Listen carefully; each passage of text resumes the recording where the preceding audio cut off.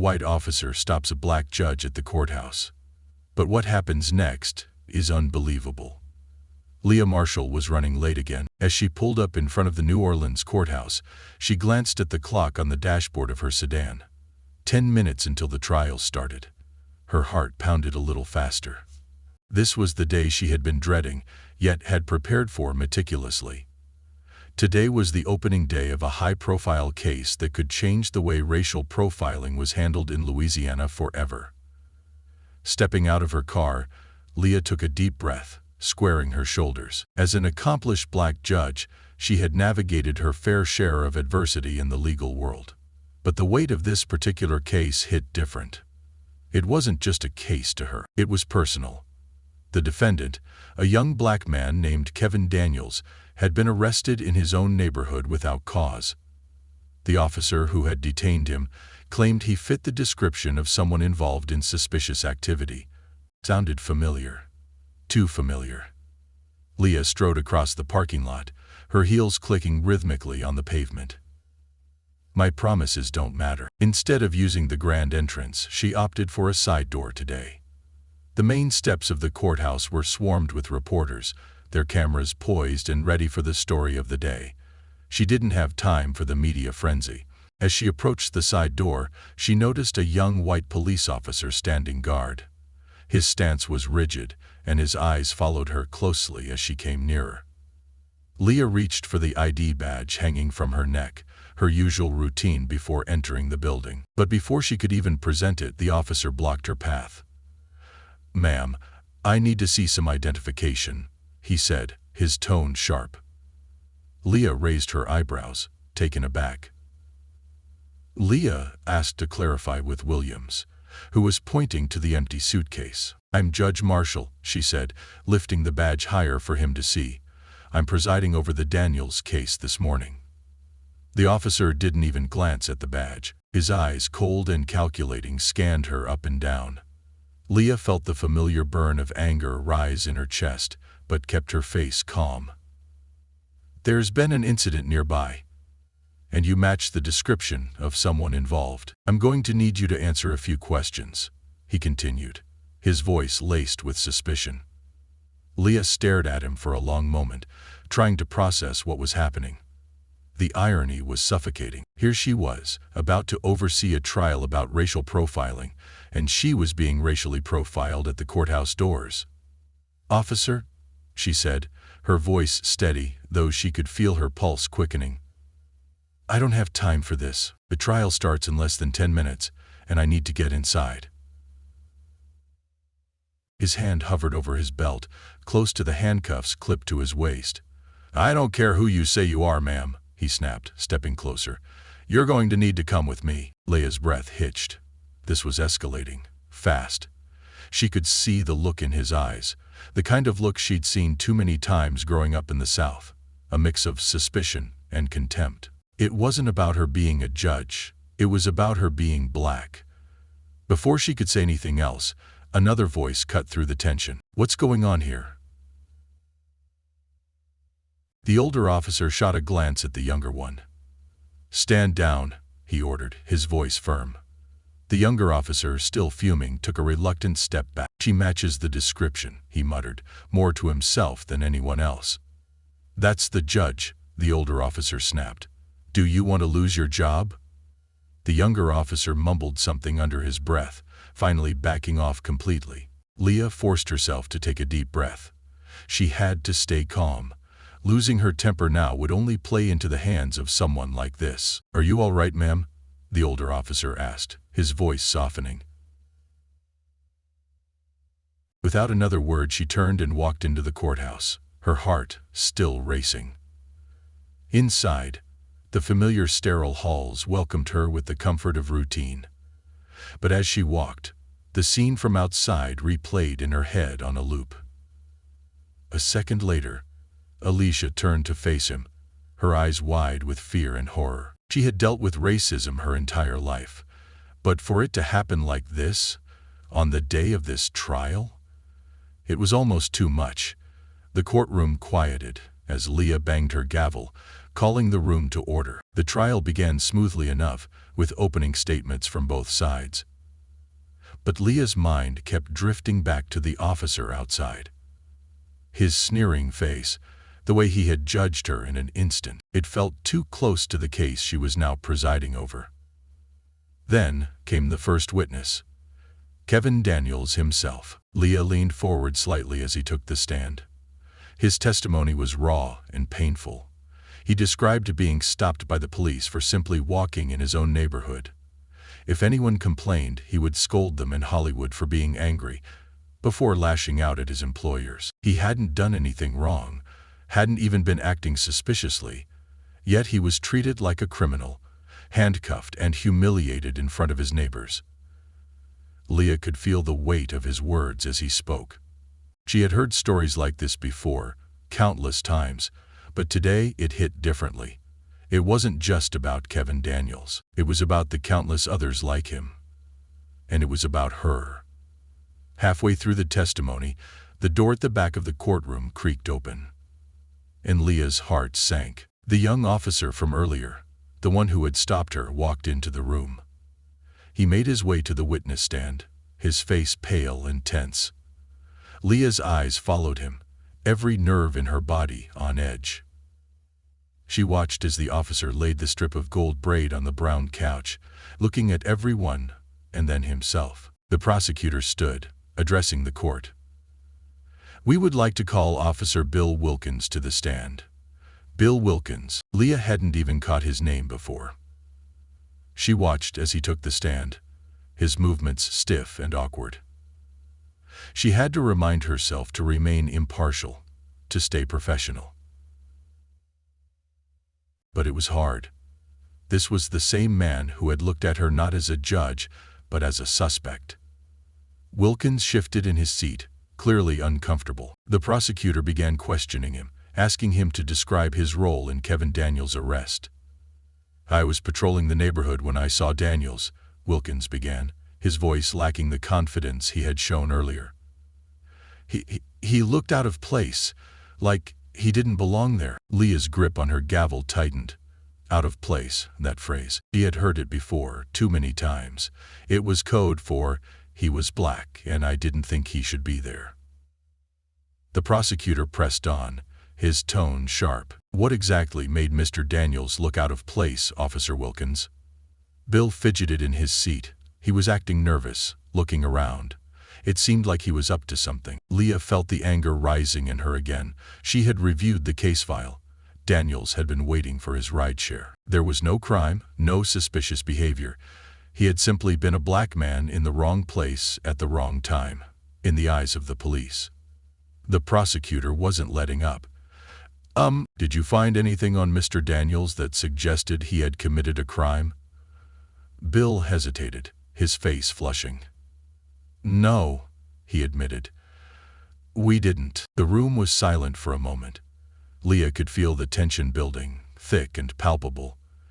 She glanced over at the jury, watching their reactions. Some were clearly moved, others seemed conflicted. But the truth was plain as day.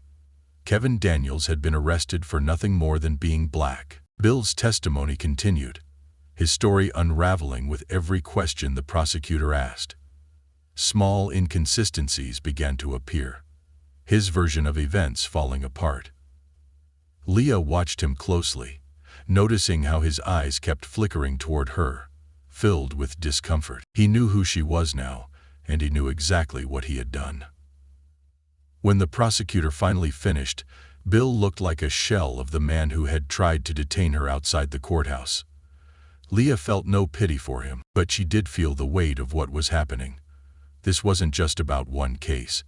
It was about a system that had allowed people like Bill to operate unchecked for too long. As the trial continued, Leah fought to keep her emotions in check. She had to remain neutral, had to ensure that justice was served. But it was hard. The parallels between her experience and the case in front of her were impossible to ignore. By the end of the day, the courtroom was buzzing with tension. The defense attorney made his closing statements, trying to paint Bill as a well-meaning officer who had made an honest mistake. But Leah knew better, and so did the prosecutor. Samantha Green, the prosecutor, rose for her final argument. She turned to the jury, her voice steady and powerful. "This case is not just about Kevin Daniels," she said. "It's about a pattern that we've seen too often in our justice system. It's about officers like Bill Wilkins, who see a young black man in a neighborhood and assume he must be up to no good.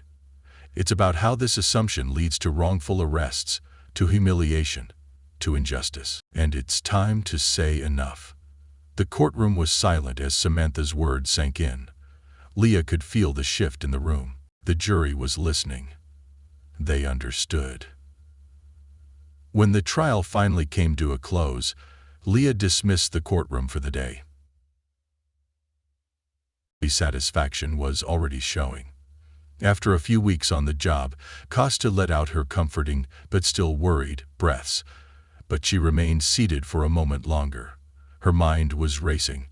She had done her job, had presided over the case fairly, but the encounter outside the courthouse still gnawed at her. It was a reminder that, no matter her position, no matter her accomplishments, she would always be seen through the lens of her race. Suddenly, the door to the courtroom opened, and Sergeant Michael Harris, the older officer who had intervened earlier, walked in. He approached the bench quietly, his face lined with concern. "Judge Marshall," he said softly, "can I have a word?" Leah looked up, surprised. "Of course," Harris sighed, glancing around to make sure they were alone. "He's not a bad kid, you know, but he's got blind spots, like a lot of them do." Leah met his gaze, her expression unreadable. "Blind spots," she repeated, her voice tinged with bitterness. "You mean racism?" Harris winced but didn't argue. "Maybe." Sir, blind spots caused problems for Jake South, but sometimes South's results were governed by the worldview of billions of Americans. To blind spots meant disaster, probably, but I want you to know I'm trying to fix it. From the inside. Leah studied him for a long moment. She wanted to believe him. Wanted to believe that real change was possible. That he was possibly right. That the future for both of them was this coming. But after everything she had seen, everything she had experienced, it was hard to hold on to that hope. "You keep doing what you're doing, Judge. You keep holding people accountable. That's the only way things are going to change." Leah nodded slowly, though the weight of the responsibility still pressed heavily on her shoulders. The trial wasn't over yet, and there would be more battles to fight. But for today at least, she had taken a step forward. As Harris left the room, Leah glanced around the empty courtroom. She knew the fight was far from over, but today justice had been served, and that, she thought, was a start. The following morning, the air inside the courthouse was thick with anticipation. The jury had been deliberating all night, and today would bring their decision. Leah Marshall sat in her chambers, trying to center herself for what would undoubtedly be a pivotal moment, not just in this case, but for many who had been watching closely. This trial was bigger than one man's wrongful arrest. It was about the fabric of justice and the biases sewn into it. Leah sipped her coffee, staring at the files spread across her desk. Outside, she could hear the muffled sounds of reporters and protesters gathering in front of the courthouse. This was more than a local story now. News outlets across the country had picked it up, and it had become a symbol for the systemic racism still plaguing law enforcement. Her mind wandered to the events of the previous day.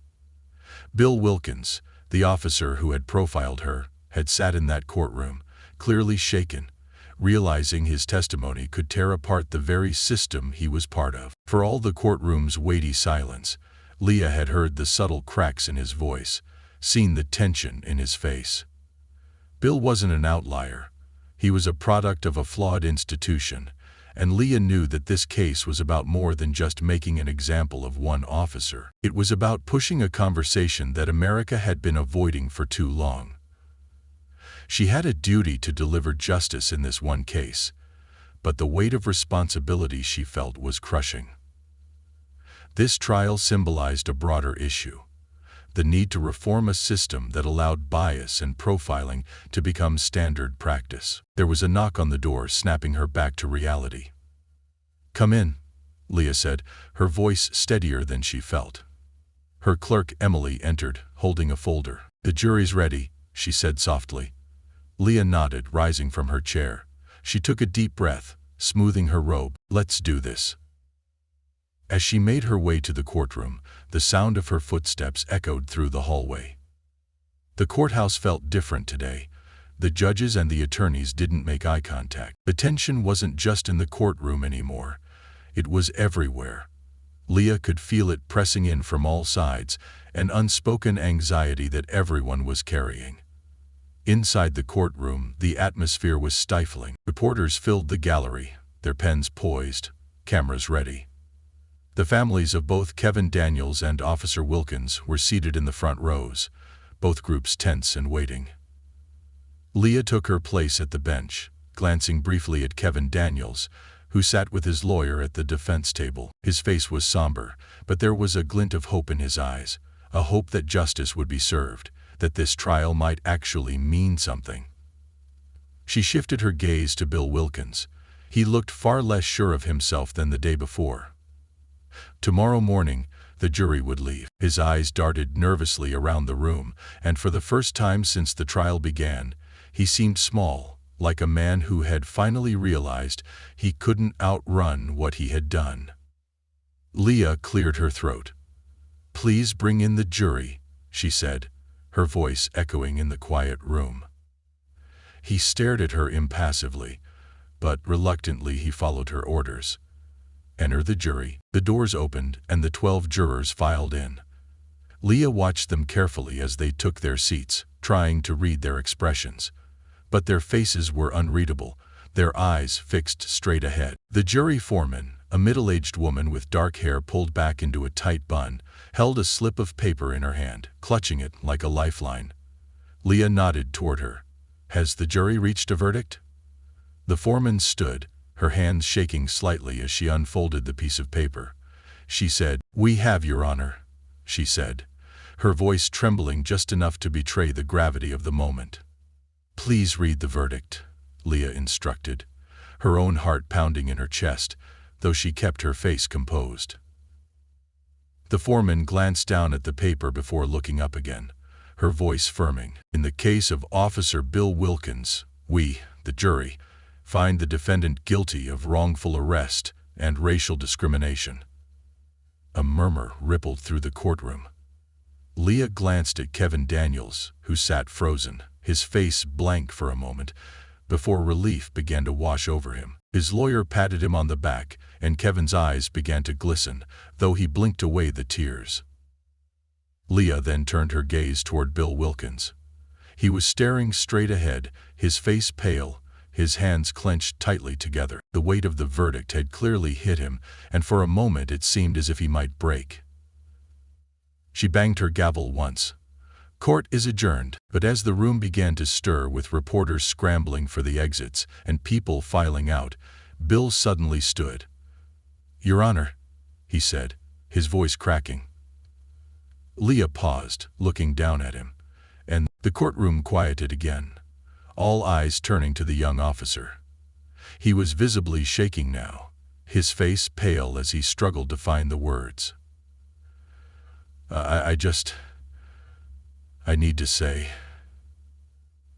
He swallowed hard, and his gaze fell to the floor. "I thought I was doing the right thing.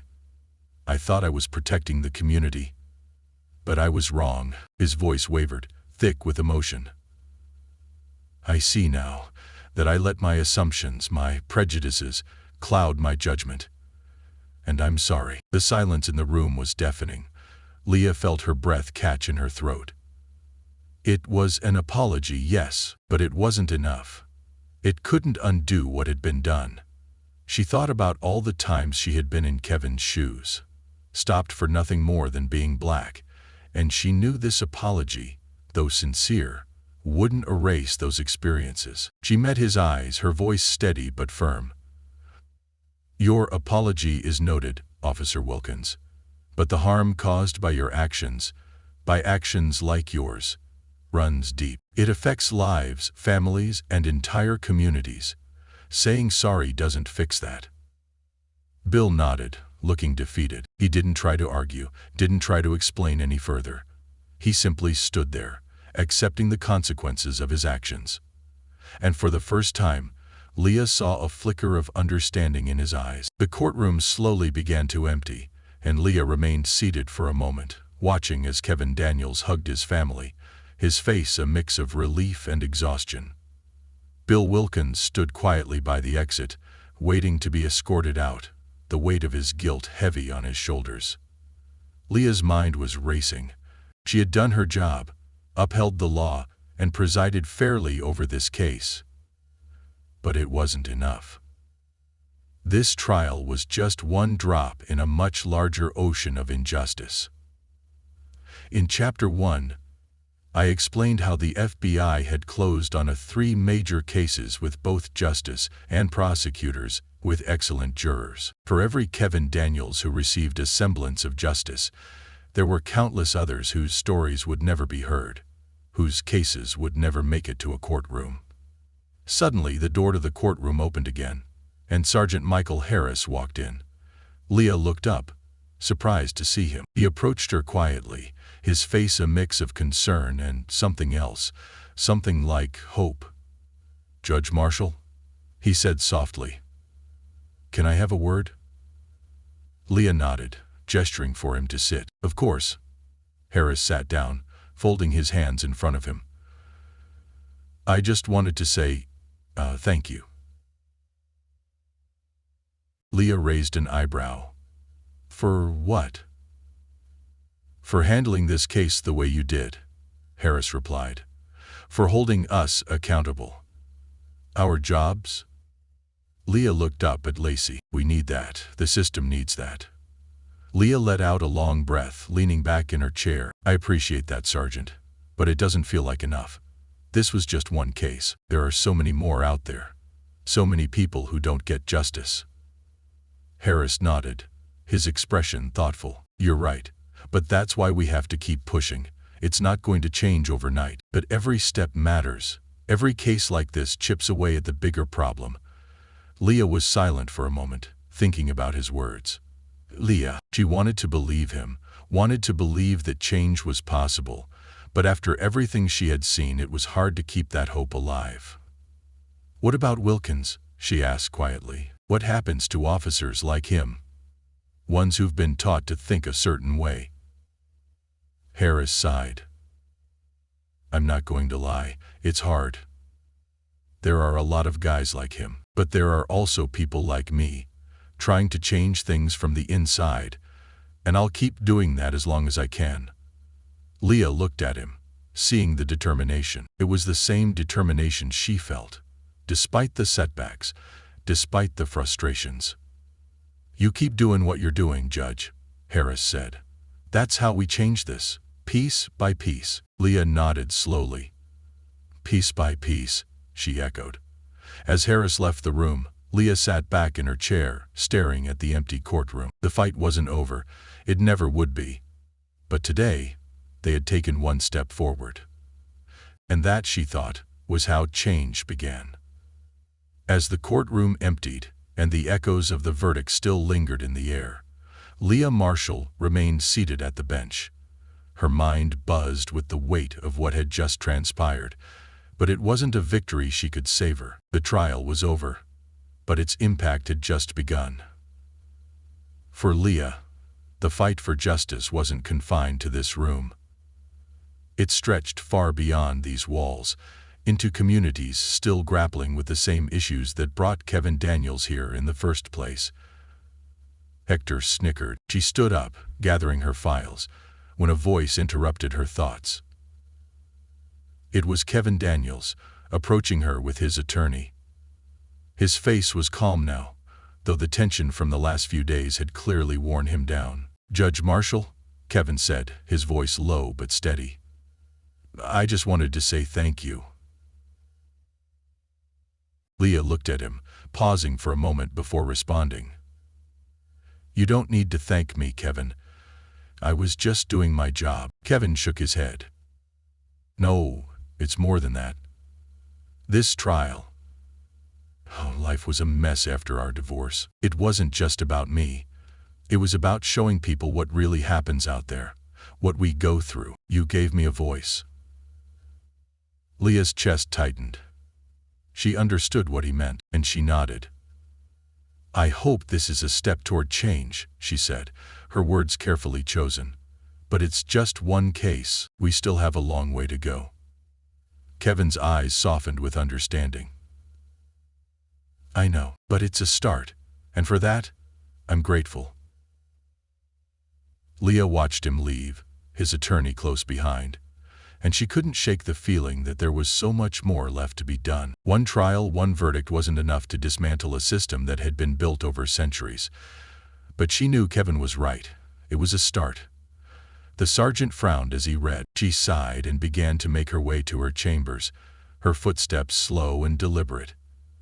The media had already swarmed the front entrance, so she opted to exit through the side door again, hoping to avoid the cameras and microphones that would inevitably be thrust in her face.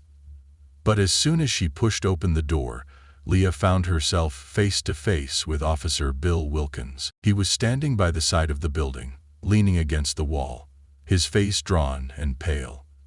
His uniform seemed too big for him now, as if the weight of the trial had shrunk him down. Leah stopped in her tracks, her heart thudding in her chest. For a moment, neither of them spoke. The tension between them was palpable, a mixture of guilt, anger, and confusion hanging in the air. Judge Marshall, Bill began, his voice hoarse. He straightened up, his eyes locking onto hers. I didn't expect to see you here. Leah remained silent, waiting for him to continue. She read his thoughts. She didn't know what he could possibly say that would change anything, but she allowed him the moment. A little about what happened in there, and about what I did to you. He paused, his hands fidgeting at his sides. I know saying sorry isn't enough. It won't fix what I did. But I need you to know, I didn't mean for any of this to happen. Leah's eyes narrowed.